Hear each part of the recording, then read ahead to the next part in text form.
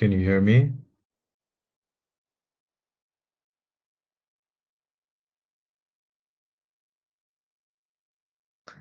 Am I audible?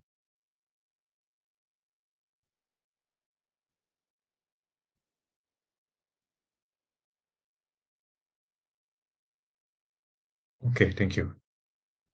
I'm trying to turn on my camera, but I don't know, there is some settings problem. So I hope you won't mind it.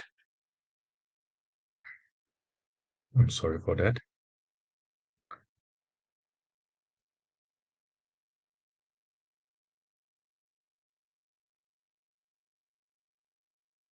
Okay, we shall start our session. Okay, for tonight. Mm, Still, some of your friends are joining, but we don't have time also. And after all, you also have to prepare again. So we will start with our session. Okay.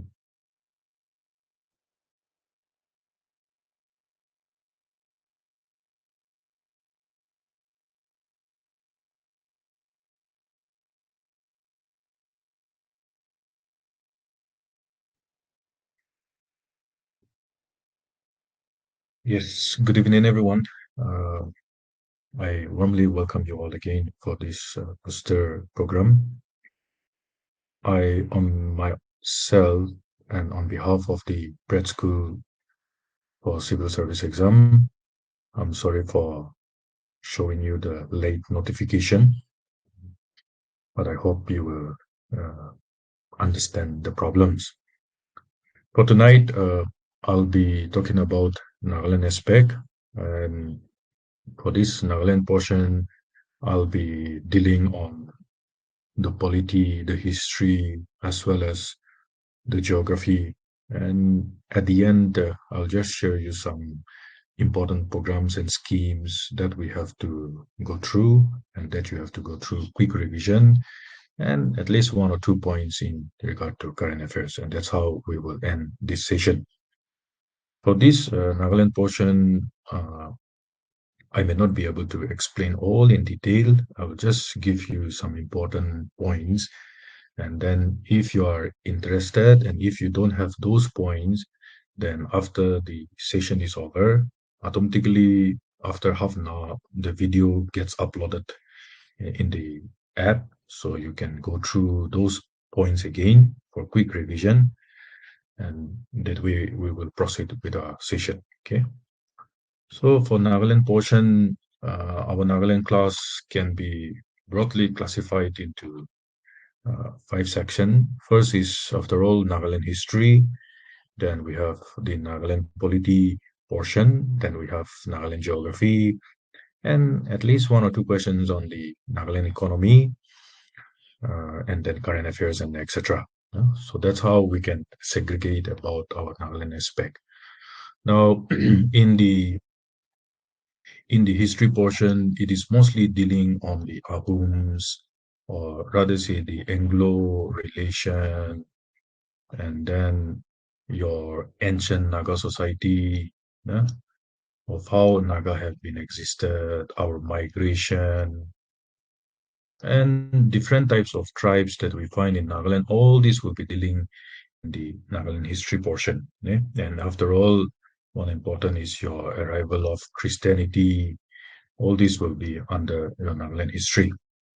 Then for the Nagaland polity portion, we can assume that it can start right away from the uh, British colonization, especially in the Naga Hills, or setting up of the Naga Hills district area.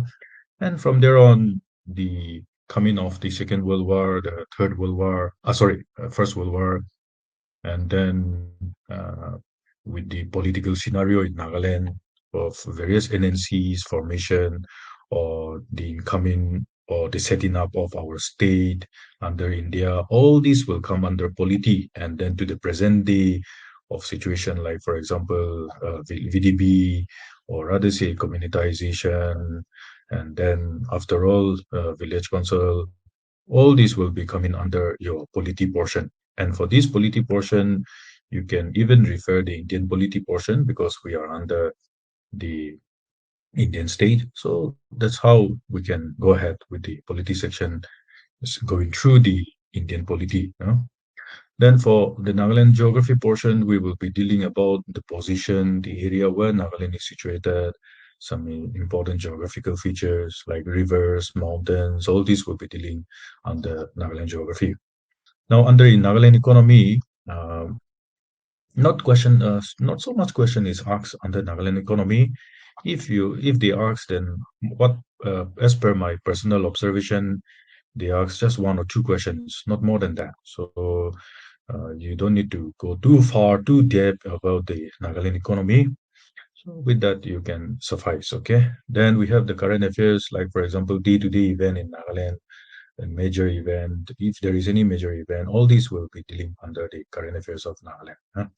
And apart from that, you can expect, like, for example, author of the books, or rather say some key important aspect of our societal development. All these will come under the Nagaland aspect. So when we look to this Nagaland aspect, it is also a very vast paper. And at the same time, it is also very important for your prelims as well as for the mains perspective. And we have to be thoroughly prepared on the Nagaland aspect. Okay.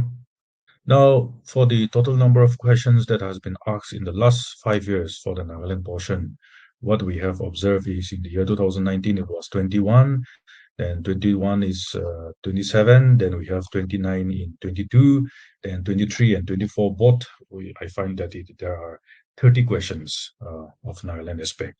So when we take the average of questions that has been asked every year in prelims, then you can expect minimum 25 questions, then maximum 30 questions you can expect from the Nagaland portion. Okay. And for this Nagaland portion, since you are also preparing for exam, you have to try to score maximum in the Nagaland portion. Let's say, for example, out of 25, or rather say, yeah, 25 questions are there. And if we make into percentage, let's say there are 100 percentage. Yeah? So what you have to do is you have to at least score 90 to 95% in Nagaland portion. Please, meaning that should be your target for prelims. Because out of nearly 15,000 candidates for NPSC prelims, or maybe higher or lower than that, I'm just taking an average. Out of these 15,000 candidates, you will find that more than half of the candidates can able to score more than 60 to or 60% of the Nagaland portion. So that means it is very competitive in the Nagaland portion. So you yourself, those whoever are preparing for this exam, you have to be well versed that you have to try to at least score 90 to 95%. That means out of 25 questions, there should be around the right answer should be around 22 to 23 questions. Maybe one or two questions you may not be able to understand or you may not know it, but that should be the target, okay, for Nagaland. In case if you cannot be able to score 90 to 95% of the question that is asked in the prelim, then your target should be again not less than minimum. I'm saying minimum, it should not be below 80%. Okay, so that means when we say 80%, that means minimum your target should not be below 20. At least 5 you may not be able to answer, but your target should be 20. Because as I've been saying, maybe I'm just hypothetically taking the number, the figures, I'm not sure, but as I've said, more than 60% of the students will be answering correctly, attempting correctly in the Nagaland portion. So that should be the target of when you are preparing for Nagaland portion. Yes, to speak the truth, in Nagaland portion, we have very less limited materials, but anyway, whatever the materials that is available, readily available to you, you have to be well versed. Like for example, we all have this Nagaland Pira's book, then we have Tungo book, or so forth. No? And in order to get the facts and data of Nagaland, then you have to refer to the statistical handbook. No? Statistical handbook. Now, this statistical handbook, too, you can directly download it from the economics and department website. And in this statistical handbook, all what you will find is all the important factual data that are related to Nagaland you will find here. So you can just go through the whatever they have written in the statistical handbook, and in that way it can able to enhance your information about the Nagaland portion. Okay, so that is the beginning of about the introduction of about Nagaland. Then coming to the next is the distribution of the questions. Now, when you look to the distribution of the questions, here I have distributed into 6 sections. No? First is the history, then we have social culture, then polity, then geography, current affairs, and others. Now, everybody may have their own opinion of about the division, but for me, this will be the appropriate way to divide the question, the distribution of the questions.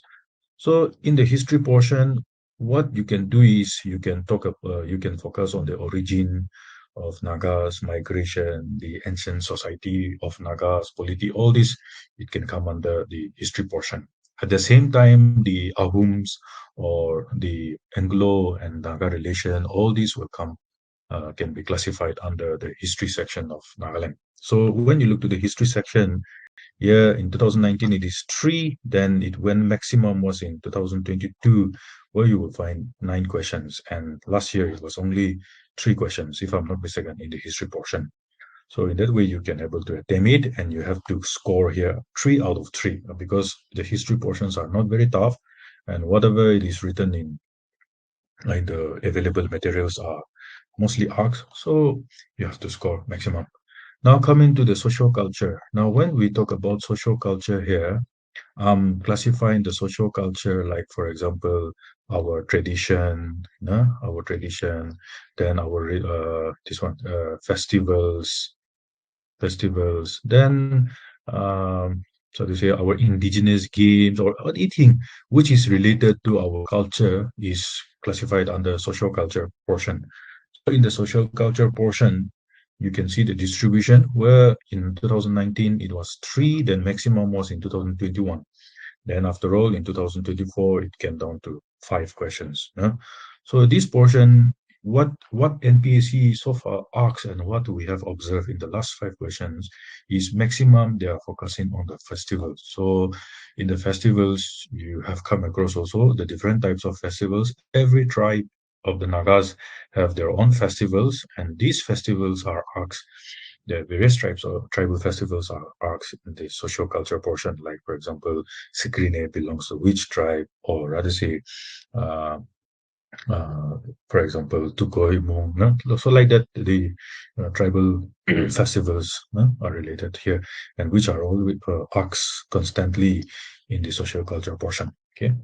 Now coming to the polity portion, in the Nagala polity portion, the state formation, as I've been saying earlier also, the state formation, or like, for example, mm, the Naga Naga political issue, all these will come under the polity. Yeah?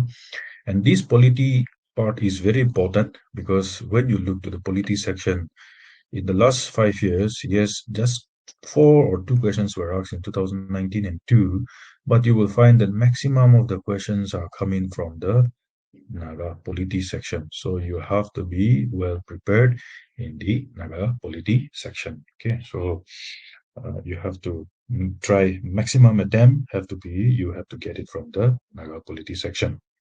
Then coming to geography. Now, when we look to geography portion, maximum of the question was asked in the year 2021. Then after all, follow up just 2 or 3 questions. So you can just expect in geography course portion, you can expect just 3 or maximum 3, or rather say 4 questions from the geography portion. If not, then they will not ask so much in the geography portion.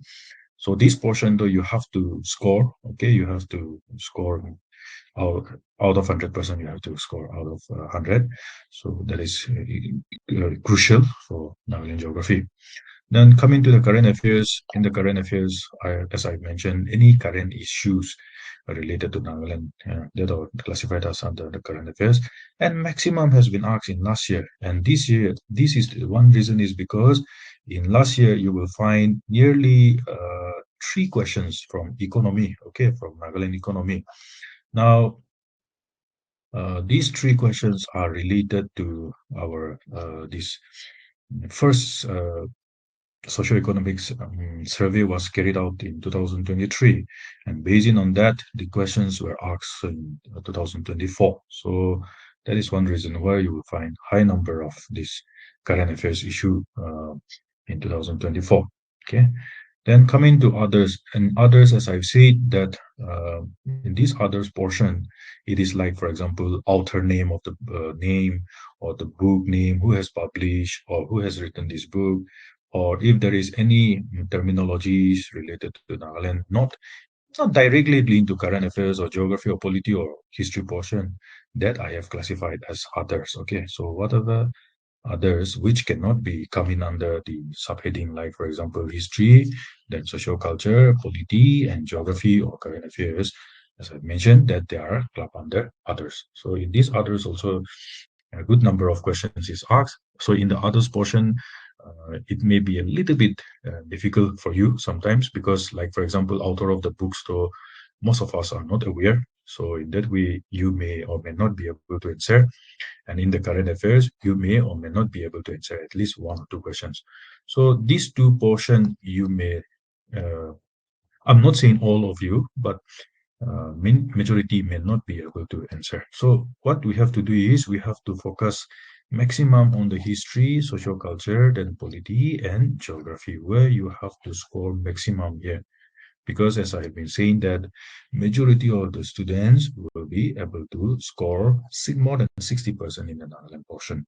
So you have to attain, if you want to clear prelims, then you have to attain not less than 90% or not minimum less than 80%, because that can able to give you um, weightage. At the same time, it may also define to you. Okay, so that is the number of questions in the last 5 years for Nagaland portion. I hope that is clear to you. Okay, please wait a minute. Okay. Okay, with this, we will start the Nagaland portion. Now, coming to the history portion of Nagaland in the origin of the word Naga. No? Now, when we talk about the origin of the word of Naga, there are two, here some important words I have brought out. One of the first renowned is, after all, the Claudius Ptolemy, which is a Greek scholar. So he has termed Naga as Nagalagoi, no? And then it means the realm of the naked. So one important is that you have to know the book, in which book he has written. So far, if I'm not mistaken, NPSC haven't asked this particular book. So this is the book which they have written about the issue of Naga, that is geography. Okay. Another important is that this has also not been asked so far, if I'm not mistaken, in the Royal Chronicles of Manipur. Okay. In these Royal Chronicles of Manipur, they have mentioned about Naga, but they term it as Kaibu Naga. Okay. But not much detail has been given. So when we say Royal Chronicles means the king of Manipur official document. Okay. Official document. Like for example, Ahums, they have Burinjis, no? So for them also, they have official documents, no? In other words, like Naka appears here, then by gate, it means Nox means Faulkner. So these are some various terminologies of Naga, and uh, that's how our name Nagaland or Naga tribe or Naga racial has been defined. Now, when we look to the Nagas, Nagas are belonging to Mongoloid race. Now, when we look to in Nagaland, yes, when we say Nagas, then geographically, politically, we are under India. Now, when we look to India, India has various racial group, and Naga people are also have various racial people. We are part of the Mongoloid race. Okay, so in the world there are four racial groups. One is your Negrotoid, then we have your Caucasoid, then Caucasoid, then we have your Mongoloid, that is, we are part of it, and then after that we have Australoid.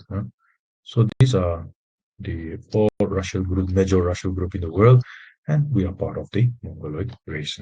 So how does we have this Mongoloid race? It is because of our physical structure, our characteristics, physical characteristics, which is not similar to the mainland India. That's why we are part of the Mongoloid race. Then coming to Naga. Now, when we look to Naga, as I've said, that we are different from the mainland people of India because of our physical structure. So that result to arise to the questions of how Nagas have come down to the present day Nagaland. So one of the oldest theory, so to say, of migration was given by Hugh Tsang. So when he came to Assam during the Baksha Varma route, so this is important, you have to know, he considered Naga to be of southwest origin, southwest China. Then we also have another report that is from the Burmese census report of 1911. They have mentioned that Nagas have originated from the western region of China. Then we have J.H. Houghton, who was a very popular figure in the British occupied region in Naga Hills, and he was, after all, the deputy commissioner. He mentioned the Nagas were originated from the Honghe River in central China. So these are some evidence stating that Nagas are coming down all the way from China region. Okay, so these are the 3 points. Then in the Burunjis of Ahuns, as I've said, official report of Ahum, they do have mentioned about the Nagas. So if the Nagas are not actually the people which are resided here today, then what is the reason or how does these people come from? So this is obviously from the migration. So from the first wave of migration, we have to know is in the first wave of migration for your current, just for brush up, we have to know that these are the tribes, that is Angami, Chagazan, Sumis, Rema, Latas, etc. These are the tribes which we can, and even Zelang, can be part of your first wave of migration, and they came from Michael or from Kejakano. Michael is in Senapati, under Senapati district of Manipur. Kejakano is under Pek district, so you have to know. But apart from these tribal populations, which are originated from Kejakano and Michael, considering the first wave of migration, there are also another Naga tribal population like Tangkul, Maram, Kurims, which are located now in the present-day Manipur. So these are all Naga tribes which are considered to be first wave of migration. Then other the tribes of Nagas, like for example Santang, Kimugang, Nimchungers, and Chao and Ao, they are believed to be part of the second wave of migration. That means they came from a different time period. So these major groups or these major tribal populations are part of the second wave of migration, and it is believed that they emerged from the Chungliyimti village. But for your general information, the Nagalim, when we say Nagalim, we all know that it is because of the political issue between India and Naga people. And as claimed by NICAM, we have an approximate area of 120,000 square kilometer. Okay, the entire Naga, so to say, Naga tribe inhabited areas. So we have a very large geographical area where you will find nearly 63,000 square kilometers is also in India. So a good number of land is part of the Nagaland. Okay. Coming to social culture region, in the social culture, these are the topic which will come under social culture. Like for example, what you have to know is the definition of clan. What are the clan? Where we have chieftainship type, and they have the same blood relation. We have clan. Then we have kale, where one clan or two clan or three clan will come from a colony or rather say a small unit administration. Then we also have this headhunting. In Nagaland, we have headhunting, which was very popular among us. And our headhunting is similar to even Southeast Asian regions, like, for example, Philippines and all. So these are evidence are found. And at the same time, headhunting, you will find that headhunting in Nagaland has been practiced for the year. Last headhunting is believed to be in the 1960s, where you will find the Wanchos and the Konyaks and the Kimugans, the three tribes, major tribes of Nagas, are believed to be the last headhunters of the Nagas. So that you have to know. Then we have priesthood, where the priesthood is where you will find that it is performing rituals, or rather say he is governing our religion, our village, or rather say your kid. Because in the Naga belief, we believe that religion is in the form of enemies. No? So we all believe, we consider all the supernatural to be part of our religion. And that's why we have this priesthood, no? Where we will find various tribes have their own religion. Like, for example, uh, Here, for example, you say Kepenufe or Otsua in Lota. No? So all these are the priesthood to find. And then we have Tabu and Jina, where the word forbidden has been binding us over the last century, and which have been shaping, or rather say, mm, guiding the Nagas. No? So these are part of the important. Then we have tattoo. Tattoo culture is also there, where you will find some major tribes like Konyaks, Ao, all these they do have tattoo culture, which was very popular. Then we have marriages, where you will find mostly the marriages of Naga societies of exogamous, where you will find where you will find that the various two clans will not come in marriage, no? But of different clans.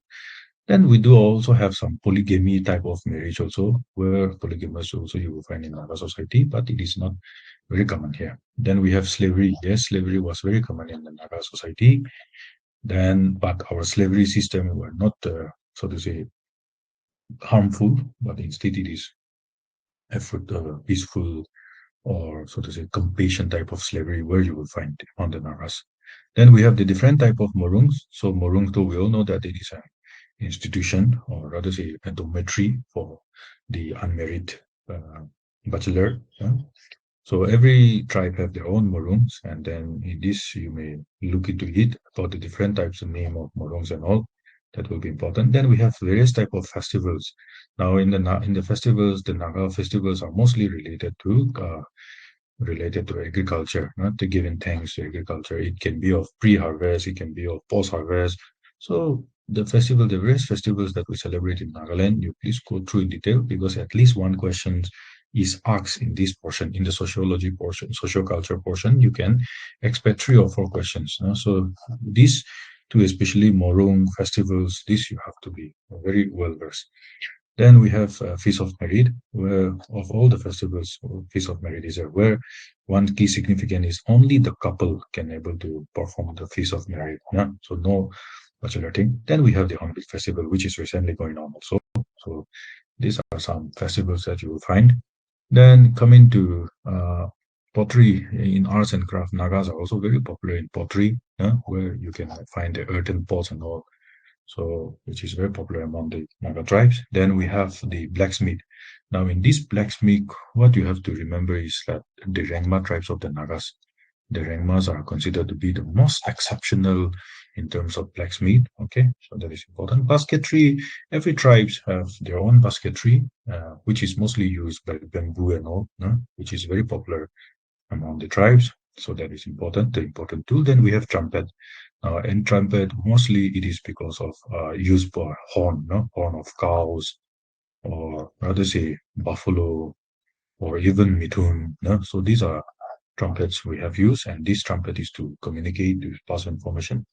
Then we have gate. Every village in the Nagas will do have gate, and in locally it is known as kharar.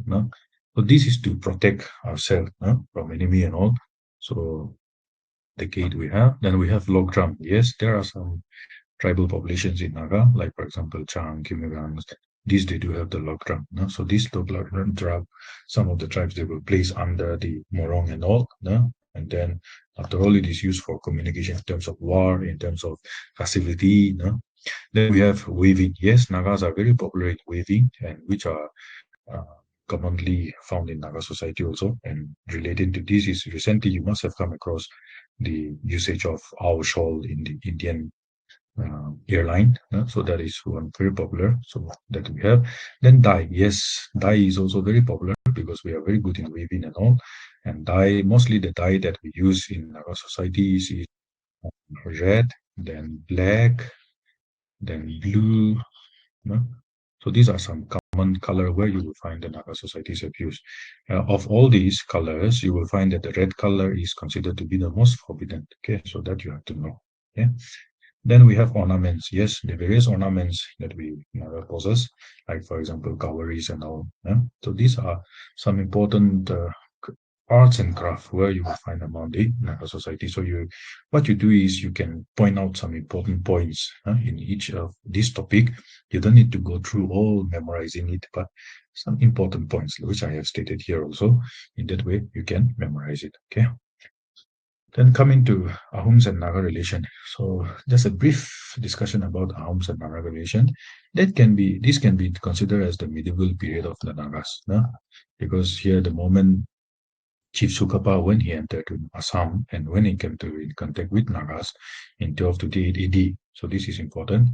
The relation start. And you will find that Gade consider the war between the Ahoms and the Nagas as ghastly barbarity.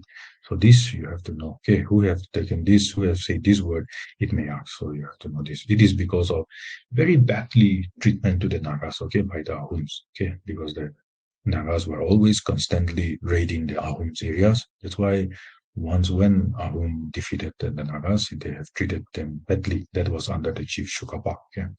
Then the Ahoms later on set up their capital. So this is the first capital of Ahom. Yes, this is not part of our Naga culture, our Naga history, but in one way they may ask also. So you have to know this. Then we have the trade relations, like for example, Naga Assamese, Kotaki special market. Yeah?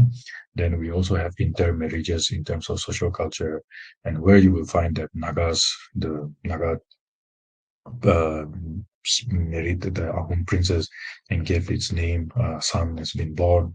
This is important. Then we have Prince Godapani, where he married two Naga lady, Taiwan and Changtoyala. After that, you will find that Watlong will die, and then the name Naginyamura has been named. So these are some important points which you can recollect it or keep it in your mind. Then defense ties. You will find that Ahoms were constantly under attack, and during the time it was under General Dipu. Okay. He have invaded Ahoms, and the Ahoms had to hide in the Naga Hills, especially in the Aopom Konyak region area. So that's how the defense ties came into being. And since the Nagas have given shelter to the Ahoms, the the Ahoms recruited the Nagas and given the title Porpukan. So this you have to know, okay, the title Porpukan. Then after all, later on, Gotapani, later on he ascended the throne of the Ahoms, and later his name was changed to Gotadarsena. So this is also important. Then, because of the credit that he found from the Nagas, Singha has given the arable land, like for example, hills in the low-lying areas, then fishing rights, no? Then after all, the land for Naga huts, which were managed by Naga Kotakis, no? These are also important. Then gate were constructed, no? So these gate were constructed is for to connect between the Ahoms and the Nagas, which is also known as Dhars, no? So these are things are important. Then another introduction is about the exchange of so to say introduction of money. So because earlier the Ahoms and the Nagas were using barter system, no? Only barter system was used, but later on more or less coin or money type have been started to introduce. So for our tribe, they have introduced Chabili. Then for Konyak tribe, it is Laye. So these are the two you have to know. But you will find later on the Ahom kingdom has started to decline, and it was because of the Battle of Hadarawachi. Now this you know, Battle of Hadara Joki. This resulted to the decline of Ahom kingdom. Okay. Now later on, as the Ahom kingdom decline, you will find the British have become an upper hand, and you will find the Treaty of Yanobo has been signed. Later on in 1832, Captain Jenkins and Pemberton, they have arrived in Nagaland, Naga Hills with this you have to know 700 soldiers and 800 coolies. These have not been asked, so what you have to do is you have to know this number, this figure 700 and 800 coolies. Okay.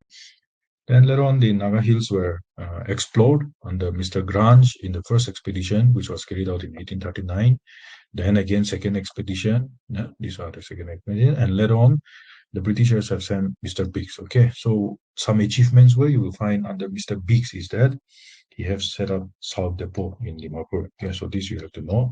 At the same time, he has also fixed the Dhansiri as the boundary between the Britishers and the Angami. So that is the first achievement in the first visit when Mr. Biggs arrived to Naga Hill. So this is important. Then coming to the second visit too, you will find that under Mr. Big, he has set up the boundary between the Naga Hills and the Manipur. Okay, so this is important, which is also known as Big's Gordon Lines. Okay, so that is the boundary he has created during the second visit. It was in 1842. Then later on, he went to even collect tribute from the Angami village. So that was the first tribute, or so to say, tax type, which was imposed in the Naga Hills. Because Naga as a community, we don't know what is type of tax to, we don't know tribute to.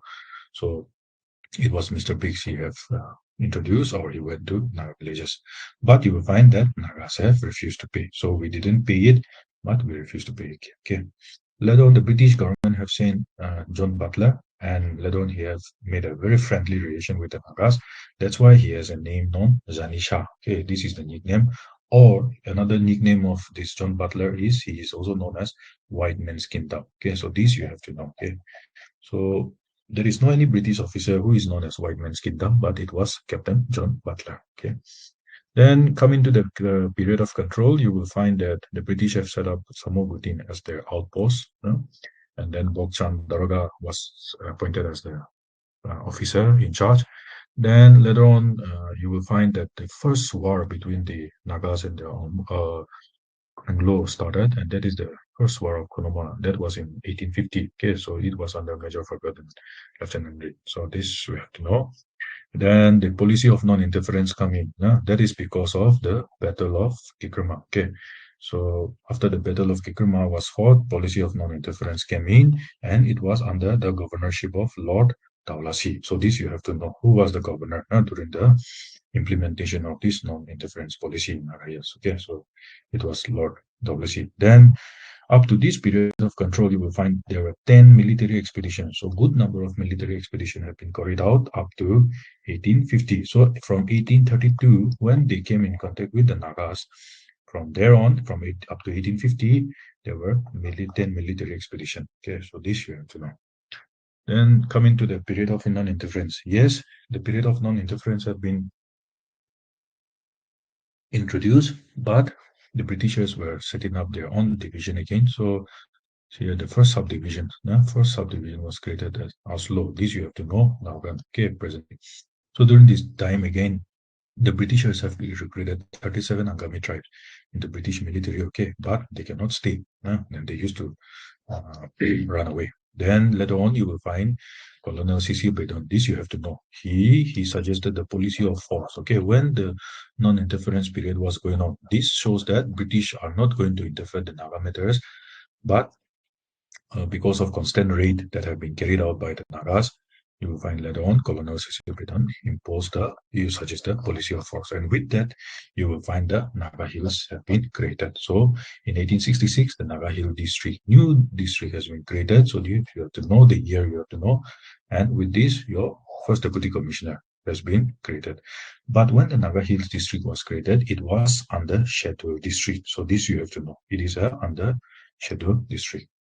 Later on, the British government have appointed a boundary commission in order to, again, settle the boundary dispute again for Manipur and the Naga Hills. Okay, so far up to this, you will find that there were two boundary division between the Manipur Hills and the Naga Hills. Okay. Then during this period, the Mezipema became the first village to under British protection. Okay, so this you have to know, Mezipema village. Then you will find that Holkobe was also killed during the survey. Then John Butler, one very popular, he has also killed again when they were serving the headquarters to shift headquarters from Samagutin to Waka. So both of them, Holkobe and John Butler, were killed. Then you will find Woodrop to avenge the death of the butler. He burned down the Pangti village. Okay, because at Pangti village, John Butler got injured. Then later on, you will find the headquarters of Naga Hills district was shipped to Samagutin to Waka. So the year you have to know. No, that is in 1876. Then later on, the British policy have started with forward policy. That is in order to stop the raids because the Nagas were very notorious and they were always constantly raiding the Naga Hills. So that's why they have adopted this. So it was under RH-18. Okay, so this you have to know. Then you have to see that again that the Britishers have shifted Waka to Kohima because the feasibility was not very good to set up Waka as the headquarters. So they have shifted to Kohima. When the headquarters was shifted in 1878, you will find G.H. Taman was the deputy commissioner. And later on, Inspector Mimaram was appointed as the outpost. Okay. Then in 1879, you will find J.H. Taman was killed at Kohima. Okay, so with this, you will find the final battle of Kohima was fought, and it was lasted from 22nd November to 27th March 1880. And why Konoma battle is important is because with the defeat of the Nagas that have defeated the entire Naga Hill district area, and with that, the British colonial period or the British colonization of the Naga Hills have also started.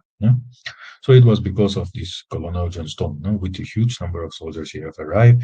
And in order to give credit to the soldiers, the Konoma people have celebrated Centennial Commemoration of Heroes. That was on 22nd November 1979. Okay. So this battle of Konoma was actually fought, led by General J.L. Nation. Okay, so this you have to know. This is important. Then in 1881, the military station have been investigated by Major Michael. Then the Lotus and the Rangma areas have come under British control. Then McBay, he was the first to explore the Mohokchung, Sumi region, Konyak region area. So this is also important. But you will find that the eastern areas, that is the present-day Tunsan, Mon areas, were never been conquered by the British. So this you have to know. Yes, expedition were there, but conquer was not there. Okay. Now, one important is again the First World War. Yes, and the Nagas have already come under the British control after the Battle of Panama, and then at the meantime, the First World War have started. So the British are already controlling India, so they requested 500 Indians to be sent to the First World War. Out of these, 200 were Nagas. So we have sent, and it was designated as 21st Level Corps. That we have to know. So the first batch, this also you have to know, the first batch was sent on 21st April 1917, and it was commanded by Herbert Charles Furness. Later on, the Nagas were made to contribute this war-loan figure. You have to know 65,264. 64. Okay, this is because when the Nagas went to France, some of the Nagas they want to come back to Nagaland, so to say. That is the reason why they have imposed a war-loan. Okay, and it was Kohima who was the leader. At the same time, Nagas also have faced the Second World War, and the Second World War we all know that the first battle, one of the greatest battle have been fought in Naga Hills, that is after all the Battle of Kohima. So it is known as Itanagar of the East, Battle of Teniskor, element. So this you have to know. Okay, so in this Stanleygard East, you will find in the present day Russia and Ukraine region area, a European country. Battle of Teniskor is because the battle was fought just in front of the Teniskor area. Then in the present day, this one, Warsibri, then Alamein Desert. This Alamein Desert is especially in the Sahara region area, Africa region area, where there was a fierce war brought up. Okay, then the important is again, it was during the Second World War, it was led by Kotoku Sato, which is entered Kohima. And Jasame was the first contact, and in Kohima, it was on Aradura. Okay, so this you have to know. So in Kohima, we have various ridge. So these are the ridge that you will find, which are plays a significant role during the Second World War. Okay. Now, after the Second World War, First World War, we know that there is one popular organization known as the Naga Club. So the Naga Club can be known as the Naga Think Tank because it is a very good institution where have uplifted the Naga society. And you will have to know is that Naga Club has two branches. That is, one is in Kohima and another is Mohokchung. But when you look to the Naga Club, the origin of Naga Club, there are two versions. In some books, you will find that it is under Kosa. But under Naga Club website, you will find that it was under Richale. Okay. But I hope this type of questions will not ask controversial type. But at least what you have to know is that Naga Club has been started after the First World War. So it was formed in the year 1918 only, not the exact year. With this one key major initiative that they have done is that they have submitted the memorandum to John Simon. So in the memorandum to John Simon, who were the members who came to Naga Hills are John Simon, Clement Attlee, and Edward Kotagan. Okay, so these three you have to know. These are very rare. There were 7 members of John Simon Commission. Only 3 of them came to Naga Hills. Okay, so it was John Simon, Clement Attlee, and Edward Kotagan. Okay, so they have visited on 10th January 1929. And this is also known as the memorandum is also known as the red letter date because, so to say, it was the first official written document. Okay, and this document was written by Razu Kre. So this you have to know, very important person. Okay, he has written. And who is Razu Kre? Razu Kre was actually an assistant teacher. Okay, he was a teacher, and he have drafted the memorandum to John Simon. Then of this, you will find 20 people have signed. Okay, the rest of tribes, these things, though they may not ask, this is just for information, but what you have to know is 20 people have signed. Okay. Then the outcome, though, you have to know is that Naga Hills was excluded, given as excluded areas. Okay, so that you have to know it was not under the governor of Assam, but it was excluded.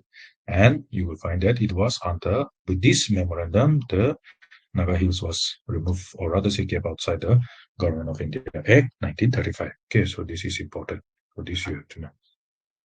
Then the Crown Colony, you will find that the Crown Colony was introduced, or initially it was given by Reed, okay, proposed by Reed. It is known as Crown Colony or Trust Territory. So what are Trust Territory or Crown Colony? This is to all the tribal population of northeastern states and Burma to place under the British Crown. That was he has introduced, and it was supported by these people: J.P. Mills, Annie Perry, and Philip Adams. Later on, Coupland has rebranded or reframed this Crown Colony, and it was later on known as Coupland Plain. Okay, but this was not materialized. Okay. Then the important is the Naga Hill District Tribal. This was set up under C.R. Persway. So this is also important because this is an institution or organization that was set up after the Second World War. And the intention of this council is to rebuild the Kohima city, okay, because it was already devastated. Then later on, you will find that the Naga Hills District Tribal Council has been changed into NNC. That is your Naga National Council. The key important is that the Naga Nation, the journal, the Naga Nation, as well as the first president and the first secretary, which you have to know. Then coming to the key highlights of NNC. In the key highlights of NNC, here you will find one important is that membership fee was collected, ₹2. Then the aim was to sovereign independent. So this is important. At the same time, they have also given a self-determination. Okay, so that was on 29th March 1947. Okay, self-determination. This is to state ourselves that we will not be part of the Indian Union.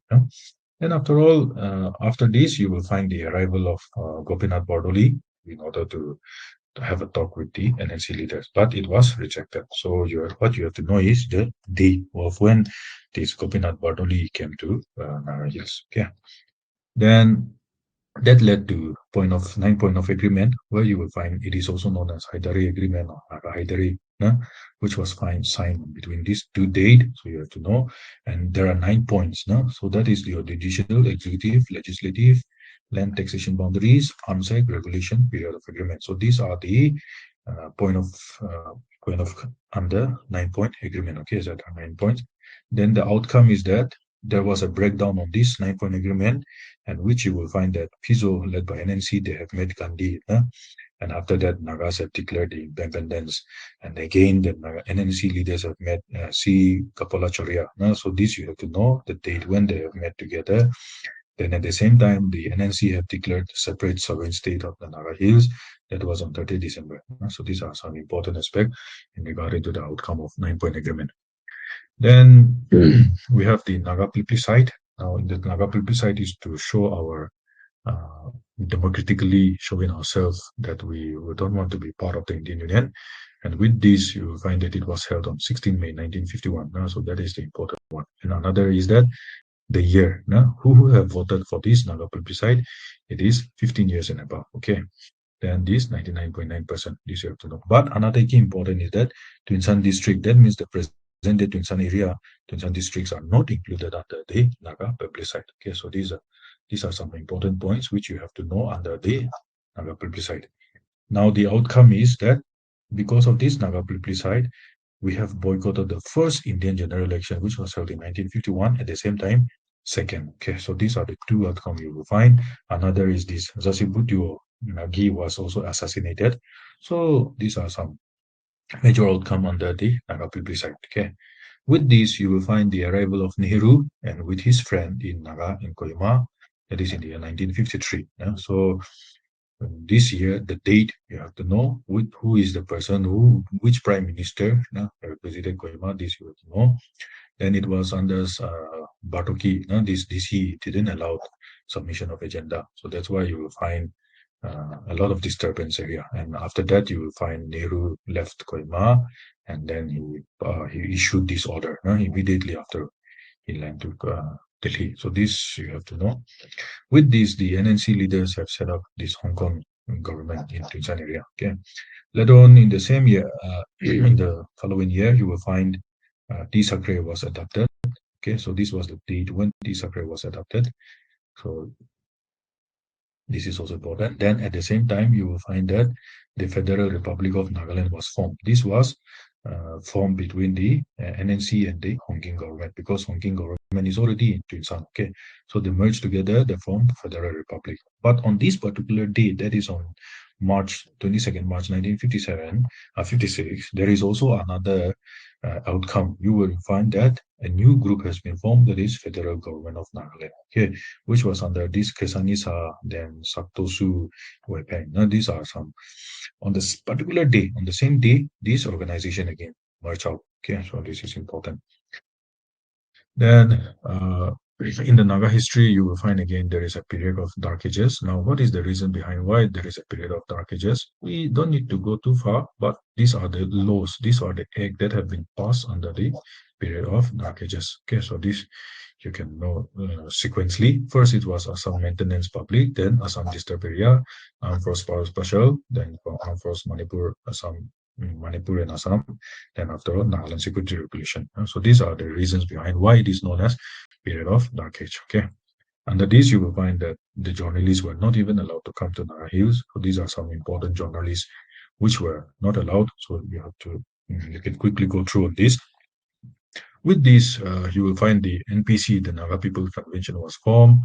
Then the first People Convention was held at Kohima. Okay, so this you have to know the date. And the important outcome is that Dr. M. Konliba was appointed the president. Yeah, in the second, it was held on Ma. Then the important is that license committee and drafting committee. Drafting committee means the constitution of 16-point agreement. Okay. Then during this session again, you will find that important is Vizo was appointed as vice president and Si Jamir was appointed as joint secretary. So these are the two important. Then the third convention was held. Then after all, you will find the 16-point agreement was formed. Okay. Now coming to the Naga Hills. In the Naga Hills Tunsan area was created. And with this Naga Hill Tunsan area is the merge of Tunsan area and the Naga Hill district, which was classified under Union Territory. So this you have to know. When the Naga Hill Tunsan area was formed, it was under Union Territory and directly governed by the President of India. So the date, this date also you have to know. This is 1st December 1957. So under this, the three districts were created, okay, Kohima, Motion, and Tunsan, and it was placed under External Affairs Ministry. So that's then coming to the formation of interim government with the agreement of the 16-point agreement and with the introduction of this Article 371A, you will find Nagaland is already on the verge of forming a state. So these are the evidence. So 1961, interim body was formed. Then you will find General Srinagar was as the governor. Then at the same time, the tenure 3 years. This you have to know. Pishulu Ao was the chief executive, Im Kolimba as the chairman, and these were the executive councillor. Okay, so these are the executive councillors that they were formed under the interim body of Nagaland. And the formation of the state. After all, the state has been formed, and what you have to remember is here is the bill, the 13th constitutional bill, which was passed in Lok Sabha. Okay, so in Lok Sabha, it was on this one, 29 August 1962, and Rajya Sabha on 23rd. So this you have to know. At the same time, the bill which was passed, so this was the President of India on 4th September 1962. So these are the three key points where you have to know the date of when it was passed in Lok Sabha, Rajya Sabha, as well as by the President. Then coming to the first Legislative Assembly, yes, the first assembly, our assembly seats when our state was created, it was 60, but only 40 were contested. Okay, out of these 40, one seat, this you have to know, one seat is reserved for general category, and even today is also reserved to general category, and it is Dimapur 1. Okay, so this you have to know. Then the deemed limitation, yes, after all, the assembly, whenever there is an assembly election, the delimitation commission has to be there. So it was set up for Nagaland. It was on June 1963. So that is the first delimitation in Nagaland. Okay. Then these are some evidences of some activity that has been carried out. But election, you will find that it was conducted only for Kohima and Mokokchung. This you have to know. The first legislative assembly election was conducted only for two districts, that is Kohima and Mokokchung. Tunsan was not included, okay, because Tunsan is still under the Article 371A. You will find that it is under the period of under the governor control for the 10 years. Okay, so that's why Tunsan is not participated. You will find that they have sent the representative. Okay, so these were the symbols that I've allotted. Then the political party. So the first political party in Nagaland is Democratic Party. So present day NPF. Now this NPF is your Democratic Party. Okay. Now next is in the first election, some information. These were the candidates nominated. Then 5 of them rejected. And after all, 73 contested. Then 14 remain uncontested. That means 14 of them didn't have any opponent to contest. Okay. So these are some expenditures that they have to spend. Then some information, some facts about the election procedure, and you have to know here important is the total number of electorates.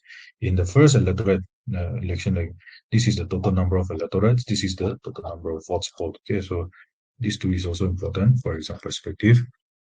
Then the result is you will find the Nationalist Party have won. So these are the number figure. Okay, so Democratic, and there are two independents.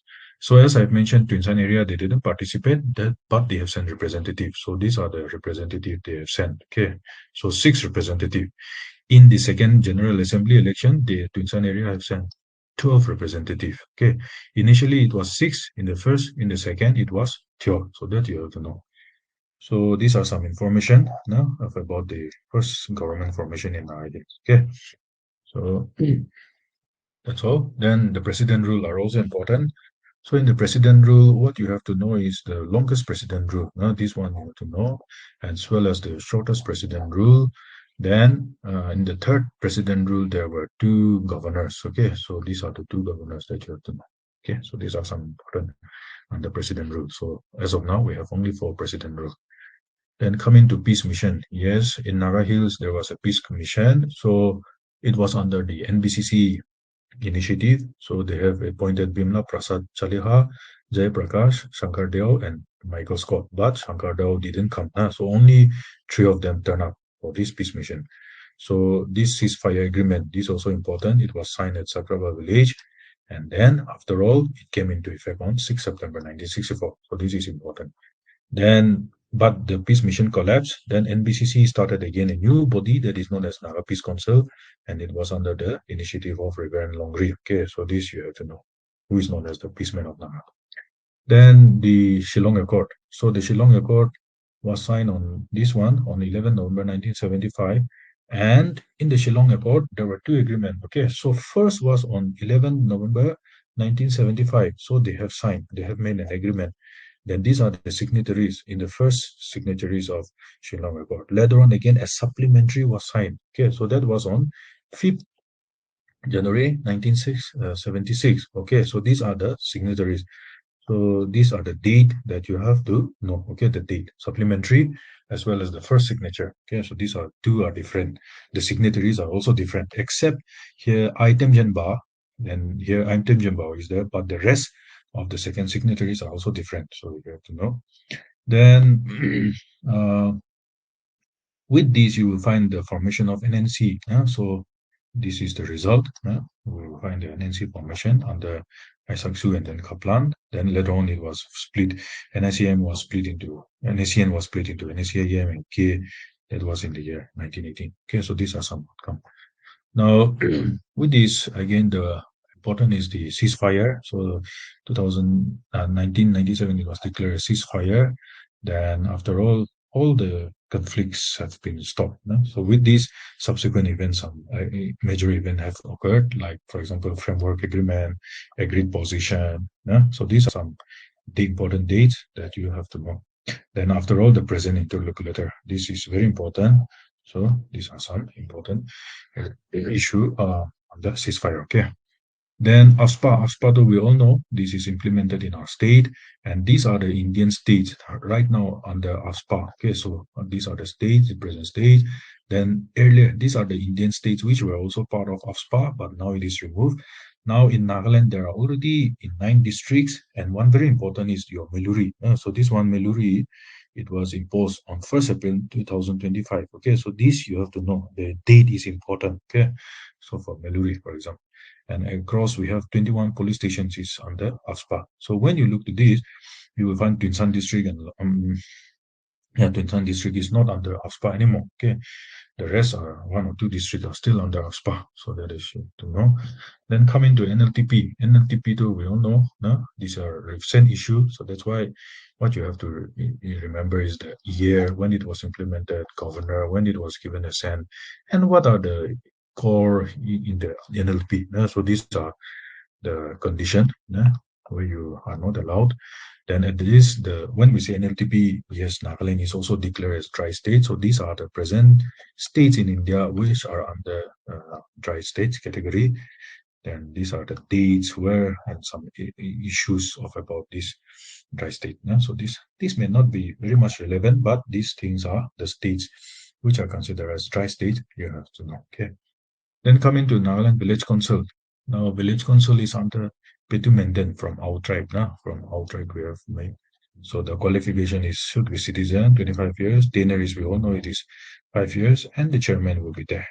Then another is your secretary is appointed. So when he is appointed, these are the voting rights and all. It is important, crucial for exam.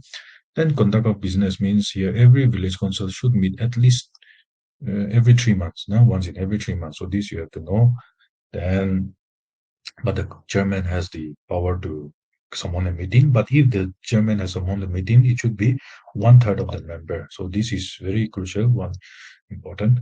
Then the control of village council. These are the authority that will control the village council. So another key aspect is the amendment of the Nagaland Village Council Act. There are already 4 amendments. So these are the year that I have mentioned. At the same time, what are the conditions? What are the important which have been amended? So first is extend to whole state of Nagaland, abolition of area council, because earlier it was area council is there.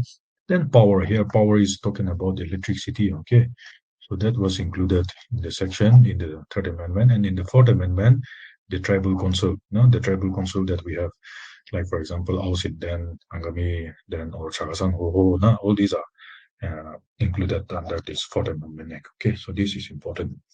Now coming to village development. In the village development, the key important is the leadership, under whose leadership, then from which village, who is the first secretary. These are important.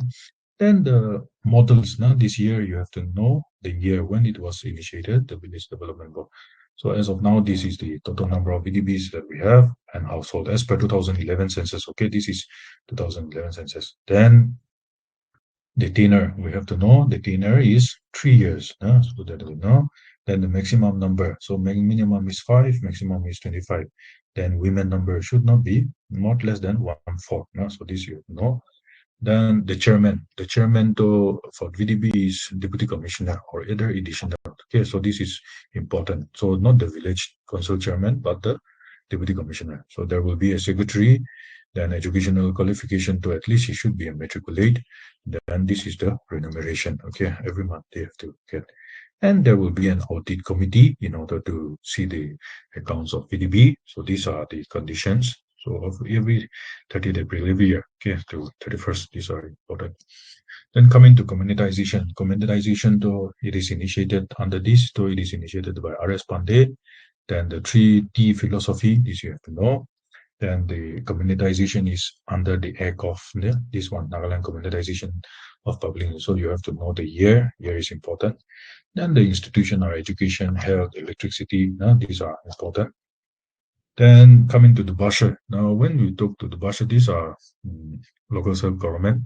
Now you will find that it is derived from 2 words. So this you have to know. The Basha means one who can speak 2 languages. Another important is that the establishment of the Basha for Mohukchun in the first one is in Kohima, but we don't know exactly the year. But for Mohukchun, it was on this year. So you can note down this year. It is important. Then the Dubasha is already under the rule. So this rule is binding the Dubasha. Okay, so this you have to know, which resulted to the formation of Dubasha. Then later on, it was given assent by the President of India. So it was on this date. So that is important. Then another is that Dubashas are salaried government. But for Gambura, they are not salaried, but they are government agents. So this you have to know the difference between the Dubasha and Gambura. Both they will get annual blanket, and for Dubasha they have a head Dubasha.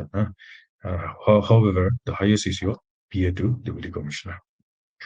Then in the Nagaland Municipal Act, now, this municipal act, though, we first know that it was passed in 2001, but it was repealed in 2023. So after that, your 33% reservation also came in. So with this, we have municipal areas, different municipal areas like municipal council. So these are the conditions, the criteria to declare municipal council. These are important for exam perspective. Then this is town council, then urban station. Okay, so this is population. We have to know. Then we have 3 municipal council. Then we have 36 town councils in which Mon district has the highest. Okay, so this you have to know. And we have 5 urban stations. In the municipal council, these are the structure authorities. Okay, so municipal council, we have chairperson, deputy, and chief executive. So the tenure is 5 years that we know, and reservation is 1/3. So in the composition of municipal council, what you have to know is that there will be rewards. Every Lok Sabha member, Rajya Sabha members of MLA, all will be part of the municipal council. Okay, member, the composition. At the same time, the government will be appointing some nominated person. Okay, so not exceeding 1/5 of the elected members. So that means if the municipal councils were appointed, let's say, for example, 20 of them were appointed directly through like a vote, then 1/5 of them will be appointed. So that means there will be 2 representatives here. So but those will be nominated. But if they have nominated, they don't have any voting right. Okay, so this you have to know. Then removal of chairperson and deputy chairperson. Here, the important is 1/2. And this time you will find that nearly the deputy chairperson of Kohima Municipal was about to remove, and then it was not. No? So based on that, the question may ask. So this may be important for you. So 1/2 of the total members, okay, it has to be give, no confidence. Then the deputy commissioner will give 14 days. Then the meeting will be presided by deputy commissioner. That you have to know. And in order to remove both the chairperson and deputy chairperson, majority, this is important, majority have to be present and voting. Okay. Then come to town council. Town council also same less like your municipal. They have these various authorities. Then urban station, though it is nominated by the government only. Then for town council and even municipal council, these are the tax, these are the areas where they can able to collect tax. So this is important, okay, for example perspective. Then the municipal election is conducted by the State Election Commission, okay. So this you have to know. This is the nodal body for conducting of municipal election, okay. Now coming to Nagaland geography. Now, when we talk about Nagaland geography, yes, we know the latitude, the position, where it is located, Nagaland. Then we have the state, which are bounded both west and east. At the same time, the geographical area. These are important. Then landlocked is because we don't have any major water bodies that are connecting with us. So these are some important you have to know under Nagaland geography introduction. Then in Nagaland geography, I will just give you the physiography. Okay, I mean the geological structure. So in the geological structure, we have 3 structure where what you have to quickly remember is we have Shuipen, then we have the inner fault. Then the third is ophiolite. So these are the 3 structures. So where it is located, you can just know that Shuipen is on the western part. Okay, so these are all your Shuipen belt. Okay, joining to the state of Assam, this is your Shuipen. Then we have inner fold. Inner fold is the largest one. So all this middle portion of which are not part of the Shuipen are your inner fold. Then your ophiolite. Now this is on the eastern part, especially Kipiri, Veluri. These are all under ophiolite. Now for this geological structure, ophiolite may be important because it is the under UNESCO. It is already given under as a tentative list to be natural area. So if it is natural conserved area is declared, then I think that will bring benefit for preservation of our environment also. So that is your ophiolite belt. So these three structure you have to know. Then coming to mountains. Now in the mountains, in the physiography, the physiography of Nagaland can be divided into two parts. One is the mountains. So mountains, you can consider that 92% of our geographical area is mountains. Now under mountains, there are four. So one is low, then another is middle, then C is your Patkai, then D is your Berai. So in the low mountains though, you will find on the west, something like this, adjoining the state of Assam. Then in this, the highest mountain peak is Mount Pauna. So that you need to know Mount Pauna. Okay. Then for this Mount Pauna, the height is believed to be of 2,841 meters. Okay. For this height and all, you refer to the government data. Okay. So I'm giving you the government data. Then middle mountains, all the middle region. Yeah. And one important middle mountain range is, after all, Mount Zanibu, which is located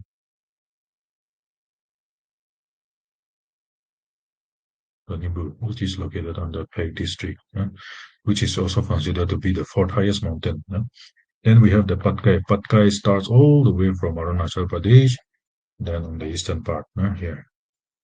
So in this Patkai, the important is your Mount Saramati, which is also considered to be the highest mountain peak, which is 3,840 meters. Okay.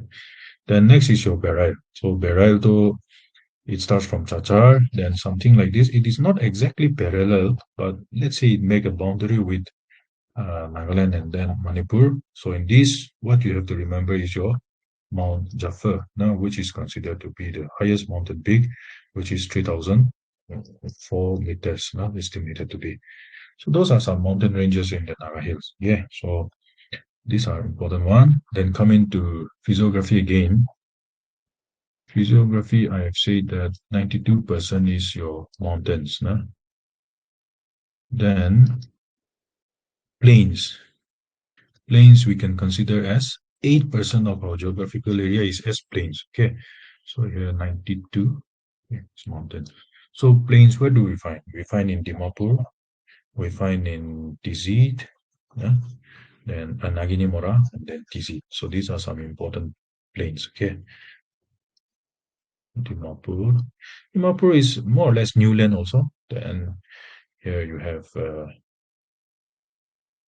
Nagini Mora, then here Tizit. So these are some important plains, which is found on the western part of Nagaland. Okay, so that will do. Then coming to rivers. Rivers, though, we know that it can be broadly classified into two. One is your east flowing, or rather say Jinwin. Jinwin. Then in the Jinwin, though, under this, though, we all know it is Zengki. Major river is Zengki. So Zengki, though, it will start from Kipiri, Noklak, then it will follow something like this, and then there is the Jinwin. Under Zengki, some important tributaries are like the Kimro, then we have Tiz, then we have Lanye. So this is your Kimro. Then we have your Tiz. So these are some. Then Lanye here. So this is how you can able to recollect. Okay, so this is your Zengki.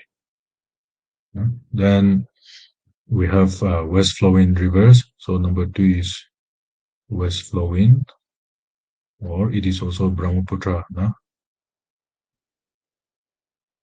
So under this you have your Dhansiri, then we have Doyang, then we have Diku, Milak, number 4 is Milak. So these are some important. Then Tizit. So Dhansiri, though, it will be something here form a natural boundary between Assam and Nagaland. Then I return to Dimapur. Then you go to Brahmaputra. Then here Doyang. So Doyang, the one is Sedze, one is Ze. So both of them. So this is Ze, then this is Sedze. So when they merge together, it is known as Doyang. Then it will continue to flow. Then from Wakai it will take a sharp turn, then enter into Brahmaputra. So here the important is Chupi. This is an important tributary. Then we have Dikudo from Zulaboto, then come down to Tunsan, then Longland, then Mon, enter to Brahmaputra. So in this one important tributary is known as Yangnu. Okay, Yangnu. Yangnu. Okay, then we have Milak from Mokokchung town, then enter to Brahmaputra. Then we have Tizit from Mon region. So these are the rivers, major rivers. Okay, so these things, so you also know. Then Diku, then we have Milak, then we have Doyan, then Dhansari. Now, apart from this river, there is also another important river, that is your, let's say number 3, okay, Barak. Now, this Barak river is in Manipur, okay, but why I'm giving this is because, this particular river flows and make a natural boundary between Nagaland and Manipur, okay, so here, it flows somewhere here, okay, so this is your Barak. So this you have to know. It forms a natural boundary between Manipur and Nagaland, okay. Those are some important drainage and all, so that will be important for your exam perspective. Now coming to these protected areas. So these are some protected areas in Nagaland where you find, like for example, Intaki National Park, Simpang Wildlife Sanctuary, Pulepache, and then Warhakim. So we have 3 wildlife sanctuaries, then we have 1 national parks. At the same time, we also have 2 elephant reserve. One is your Intaki and one is your Simpang. So these are important. Okay, so the date of establishment I've given here.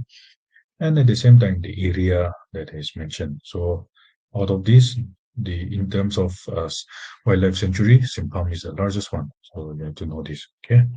Then in Nagaland, we also have this community reserve. Now this community reserve, though, we have 197. Okay, so this, you know, this is the latest one. This is every tribe or every village have their own preservation area. Environment and reserve area. So this is important. The next is some important preservation area, as well as some important flora and fauna.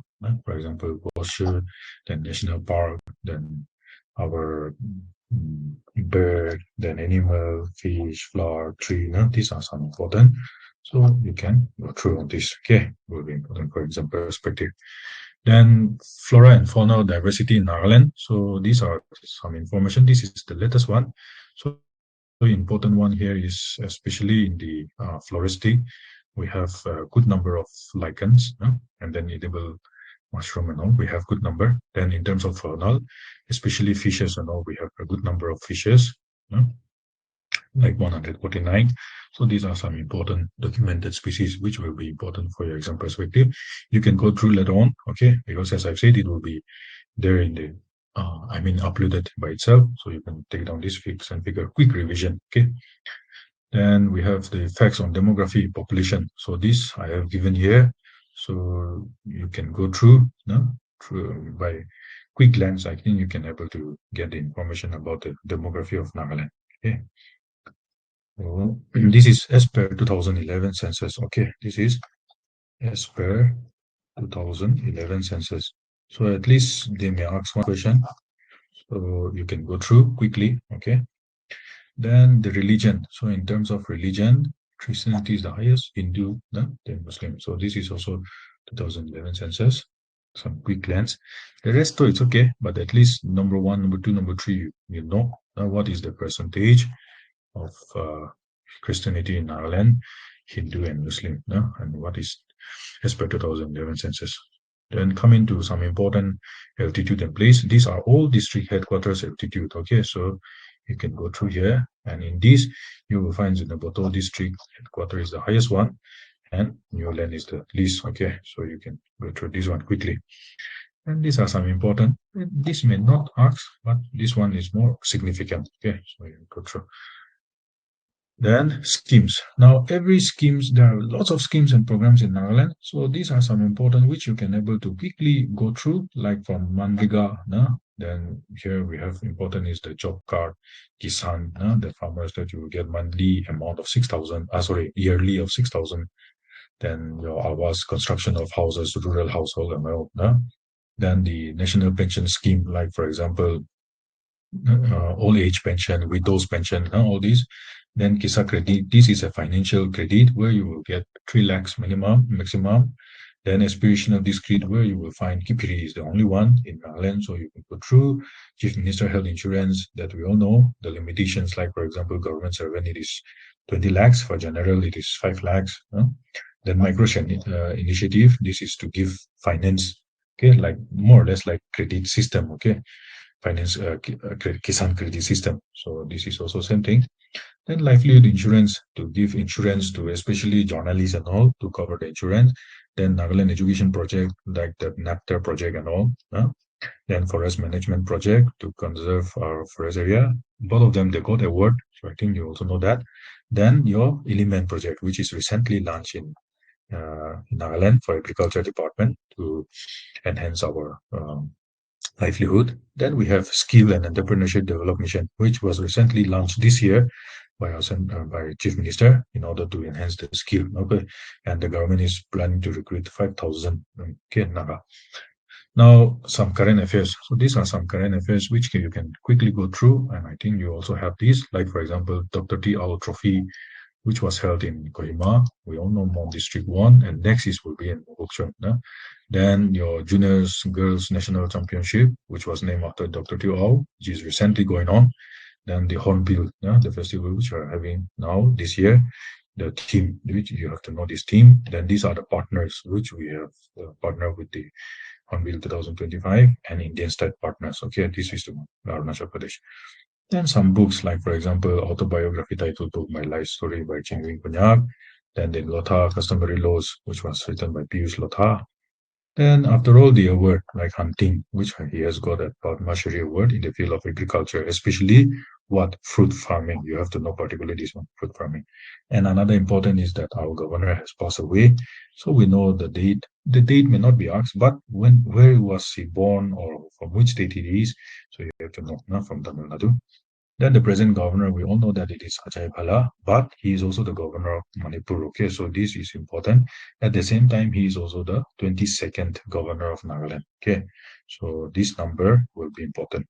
Then after all, the Nagaland government have signed an agreement to start with jute plantation, so which was signed on 26 September. So the reason is to have fibers as well as eco-friendly fibers. Okay. So with this, we will wind up with the Nagaland portion. These are some quick glance. You can have a look again. As I said, the video will be uploaded. You can go through also. And if there is any questions, you can type it in the chat box. So conclude this. In the earlier class in geography, I have mentioned about the offer that we have been given by the institute. So as of now, you have to log in, book it for next year so that you can able to avail the old fees. All these old fees you can able to avail it. And because the fee structure will obviously rise by next year, so this is to give you an offer. At the same time, those who have enrolled in this course, you are given 1,000 flat off. Okay, so for this week, you know that it will go up to December 10th. So where you can pay only 1,500 because the offer is there. So you can do registration, and next year you can pay the amount also. Okay, it doesn't mean that a registration along with the fees you have to pay immediately. It's not like that. You can do the registration next year in the month of January or February. You can do the payment with the same amount with this old fee. Okay. So with this, we will wind up our session. And as I've mentioned, if there is any clarification doubts, you can leave it in the chat box. Thank you.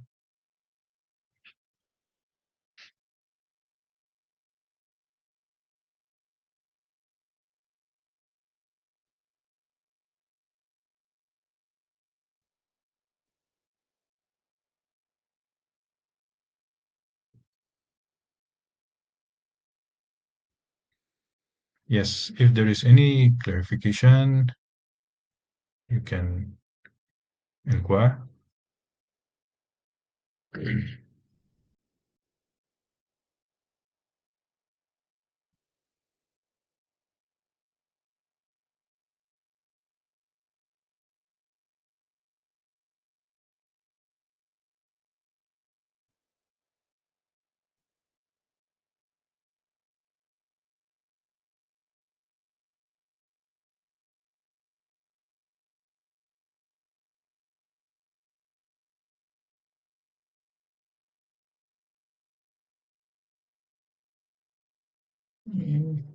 Thought Johnny Shah was John's butler's son. See, in regard to this, mm, no, it's not. Janisha is not the John's butler. Okay, it is given a title to him. Janisha. I have given in the slide a new name to John Butler. Okay, it's not the son. Mm. So to say a nickname type to John Butler.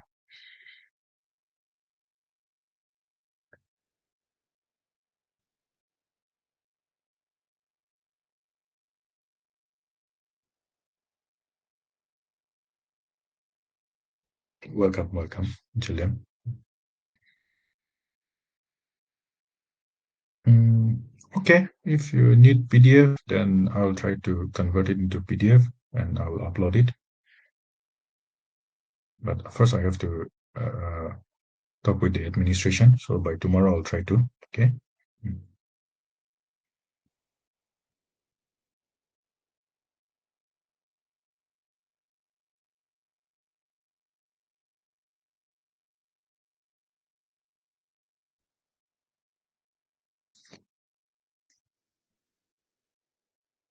Yes. Any more?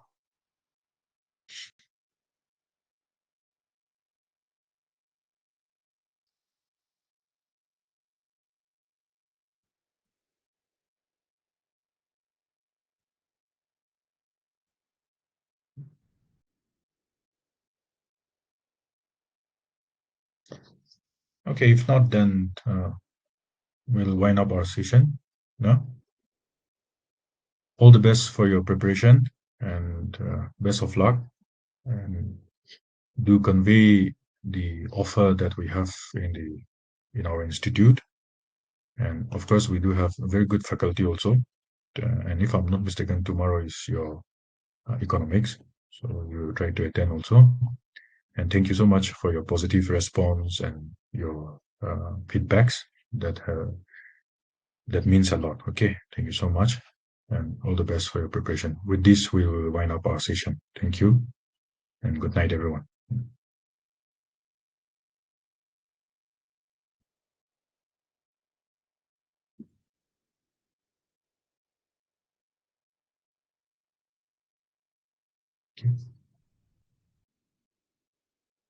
Okay, thank you. Mm, I hope so. It should help you.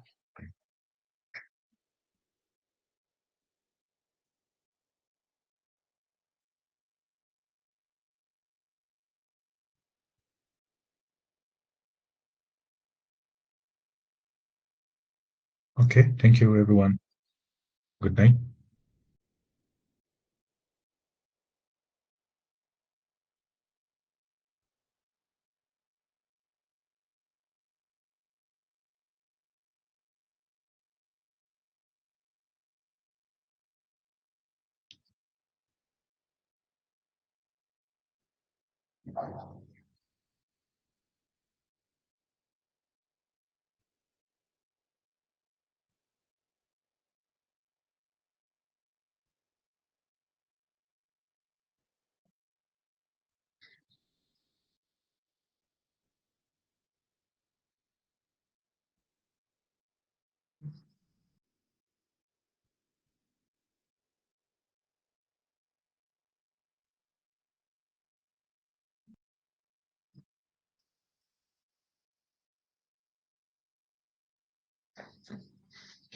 Okay, I'll wind up. Okay, thank you. Good night.